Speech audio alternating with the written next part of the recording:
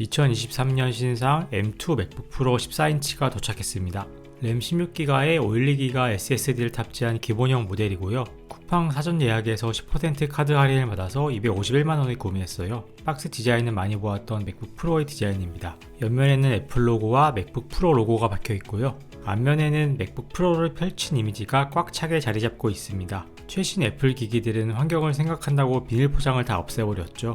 두 개의 종이 봉인실만 제거하면 되어서 언박싱의 재미는 많이 사라졌습니다. 뚜껑을 위로 열어주면 바로 맥북 프로의 본체가 보입니다. 보호지로 둘러싸여 있는 가운데 커다란 애플 로고가 눈을 사로잡네요. 아래쪽에 손잡이를 잡고 위로 들어 올려주면 자연스럽게 꺼낼 수 있습니다. 보호지는 전체를 둘러싸고 있어서 본체의 흠집을 보호해주고 있어요. 일단 첫인상은 무게가 그다지 무겁지 않다는 점이었네요. 두께감도 얇아서 손에 쏙 들어오는 느낌이었습니다. 별거 없겠지만 그 외의 구성품들도 한번 살펴보죠. 충전용 맥세이프 케이블이 아래쪽에 타원으로 말려져 있어요. 근데 이게 정말 페이퍼 모형 마냥 정교하게 조립되어 있어서 상처 없이 뜯어내는데 조금 애를 먹었습니다. 다시 원복하기는 어려울 것 같지만 박스의 손상을 최대한 막고 싶었어요. 2021년 맥북 프로부터 자석형 충전잭인 맥세이프가 부활되면서 케이블도 내구성이 좋은 직물 조직 형태로 변경되었습니다. 설명서 뒤에는 아답터가 숨어 있고요.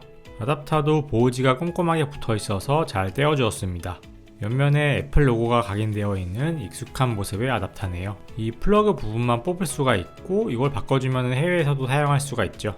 67W짜리로 USB-C 케이블 한 개만 연결할 수 있는 아답터입니다. 67W 치고는 요새 나오는 지라 관련 충전기에 비해 큰 것 같아요. 오른쪽은 제가 가지고 있던 2021년형 맥북 프로 16인치 아답터인데요. 이 어댑터가 훨씬 더 크긴 하지만 용량이 무려 140W짜리입니다. 하지만 저도 이 어댑터가 워낙 크다 보니까 거의 안 쓰게 되더라고요. 이 67W짜리 아답터도 비슷한 운명이 될 것 같네요. 그래도 처음이니까 한번 끼워는 보도록 할게요. 그 전에 아답터 위에 있던 간단 설명서 뭉치를 살펴볼게요. 그림으로 기본적인 외부 장치 구조들을 설명해주고 있었어요. 그리고 도대체 무슨 용도인지 모를 애플 스티커가 2개 들어있습니다. 익숙한 흰색이 아니라 검은색이라 조금 놀랐지만 어차피 쓸 일은 없을 듯 하네요. 잠시 제쳐두었던 본체를 다시 꺼내봅시다. 뒤에 여러 언어로 주의사항이 적혀 있습니다만 한국어는 없네요. 아쉽습니다만 경고와는 다르게 별로 중요한 내용은 아니니 넘어갑니다. 뒷면에서 포장을 뜯는 구조인데 뒷면에는 맥북 프로가 각인되어 있어요. 언박싱 하면서 모델명을 눈으로 확인하는 것도 고도로 설계된 애플의 패킹 전략이겠죠.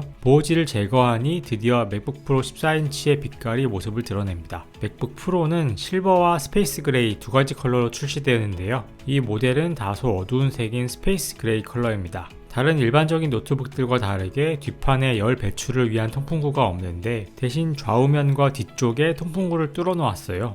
애플 실리콘의 성능이 워낙 강력해서 인텔 맥과 다르게 팬이 돌아갈 일도 잘 없습니다. 그리고 오른쪽에는 HDMI 단자와 USB-C 그리고 SD카드 슬롯이 있어요. 특히 이 HDMI 단자가 있는 게 참 반갑습니다. 반대쪽에는 맥세이프 충전 단자가 위치하고 있고요. USB-C 단자 2개와 3.5파이 유선 이어폰 단자가 위치했습니다. 맥세이프는 자력이 강력해서 가까이만 가도 알아서 결합이 됩니다. 한 손으로 떼어나기가 좀 힘이 들 정도였어요. 그럼 이제 본체를 열어서 본격적으로 M2 맥북 프로 14인치를 살펴보죠. 디스플레이가 보호지로 또 한 번 감싸져 있습니다. 맥북 프로 14인치에 탑재된 리퀴드 레티나 XDR 디스플레이는 13.2인치에 3024곱하기1964 해상도로 인치당 픽셀 수는 254ppi입니다. TFT LCD 방식의 미니 LED 백라이트를 탑재해 최대 1600니트 밝기를 자랑하고 120Hz의 고주사율 프로모션까지 탑재한 최상급 디스플레이예요. 텐키리스 배열의 펜타그래프 키보드는 키스트로크는 짧지만 눌림이 고급스럽고 키보드 바로 아래 위치한 트랙패드도 작동이 아주 정교합니다. 일단 눈에 걸리는 부분은 이 디스플레이 상단의 노치인데요. 디스플레이의 베젤이 얇아지긴 했지만 상단은 셀피 카메라가 들어가는 공간이라 어쩔 수 없이 노치를 남기게 된 것 같지만 좀 보기 싫기는 하네요. 제 M1 맥북 프로 16인치와도 비교를 좀 해봤습니다. 키보드의 크기는 똑같아 보이는데 그 외에는 조금씩 다 큽니다. 제가 보유한 14인치는 스페이스 그레이, 16인치는 실버 컬러라서 느낌이 좀 다르죠. 디스플레이 크기 차이는 비교하시고 필요에 따라 선택하시면 될 것 같습니다. 그 외에는 양 옆에 포트 숫자와 구성도 동일하게 배치되어 있고요. 진짜 16인치에서 크기만 축소된 게 14인치 맥북 프로라고 보시면 될 것 같네요.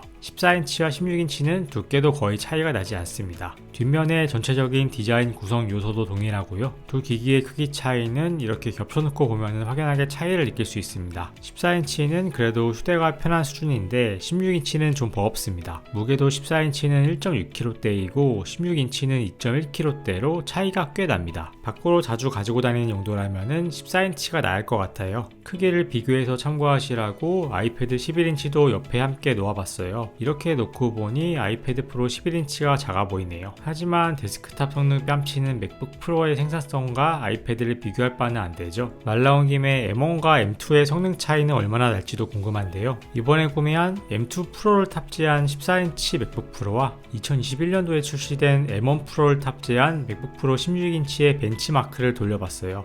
결과는 M2 프로는 싱글 2656점, 멀티 12146점에 M1 프로는 싱글 2265점, 멀티 11605점으로 더 낮은 점수를 기록했습니다. 아무리 세대가 바뀌었지만 그래도 체급이 차이가 나는데 14인치가 16인치를 이기다니요. 이참에 메인 맥북을 14인치 M2로 바꿔야 하는 건 아닐까 하는 생각이 들었습니다. 똑같은 영상에 파이널 컷 인코딩 속도도 테스트해 보았는데요. 실제로 14인치 맥북 프로가 인코딩을 더 빨리 끝내는 걸 확인할 수 있었습니다. 이런 성능이라면 굳이 16인치를 고집하지 않아도 되겠다는 생각이 드네요. 요새는 포터블 보조 모니터도 있으니까 14인치의 작은 디스플레이도 별 문제가 없을 것 같아요. 여기까지 2023년형 맥북 프로 14인치 M2 프로 스페이스 그레이를 살펴봤습니다. 16인치와 쌍둥이처럼 닮아있지만 크기 말고는 거의 모든 부분이 똑같아서 16인치의 크기와 비싼 가격이 부담스러운 분들은 14인치로도 최신 실리콘 M2 프로의 빠른 속도를 충분히 느낄 수 있으니 고성능을 추구하시는 분에게도 14인치 맥북 프로는 충분히 괜찮은 선택이 될 것 같습니다. 그럼 여기까지 영상이 도움되셨다면 구독과 좋아요 버튼 한번 눌러주시고요. 저는 인사이트였습니다. 오늘도 시청해주신 여러분 감사드립니다.